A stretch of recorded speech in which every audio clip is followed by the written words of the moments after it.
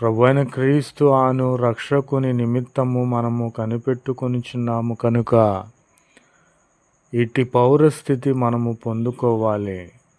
పరలోకంలో పౌరస్థితి మనము పొందుకోవాలంటే దేవుని ఆజ్ఞలను మనము పాటించాలి. అప్పుడు మన ప్రతి అవసరమును తీర్చి పరలోక రాజ్యములో మనకు పౌరస్థితిని ప్రభువైన క్రీస్తు వారు ఇచ్చేవాడుగా ఉన్నాడు. కాబట్టి ఆయన కొరకు మనము కనిపెట్టుకొని ఉండాలి. ఈయన రక్షకుడు, ఈయన అభిషిక్తుడు, ఈయనే మన ప్రభువైన యేసు క్రీస్తు.